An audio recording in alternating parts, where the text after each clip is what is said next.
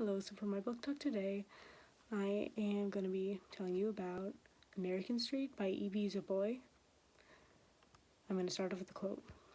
We fold our immigrant selves into this veneer of what we think is African American girlhood. The result is more jagged than smooth.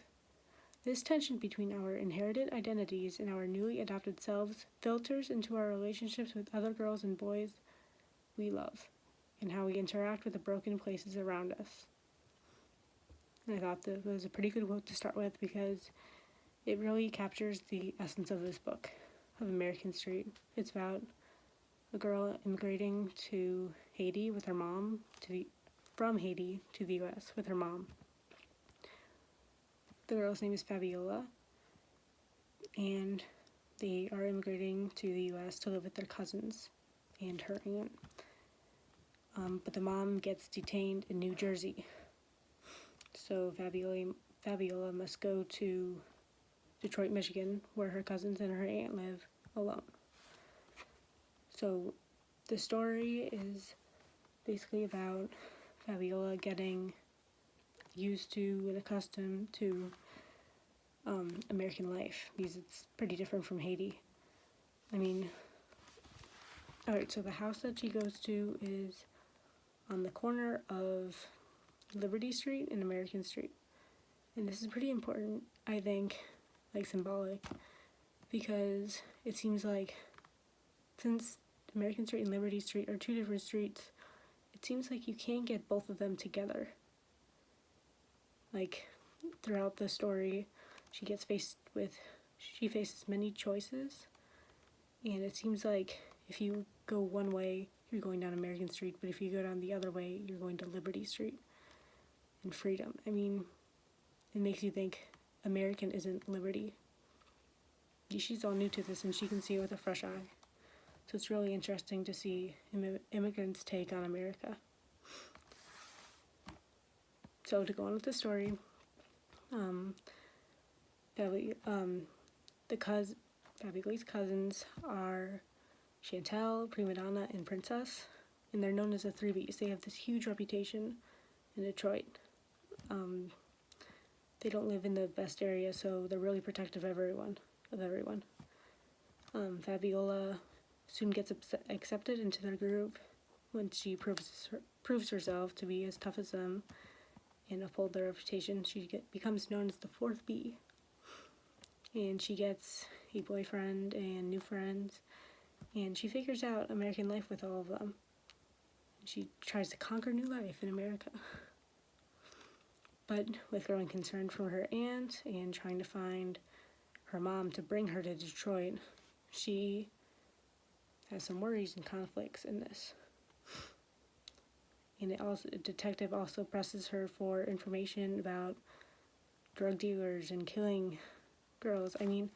Fabiola has many concerns in her new life that she needs to work through during this book. So I would say the age recommendation is 14 and up. There's some mature themes and adult content sort of that maybe parents wouldn't want their younger kids to read, I think. But otherwise, I thought this was a really good book. I think there's an author's note, and I believe the author was an immigrant from Haiti. And so this is a pretty accurate account, which is really cool to read about. Additionally, I would say it was really well written. I didn't want to put it down, but I kind of feel that way for all books, but this book was pretty good.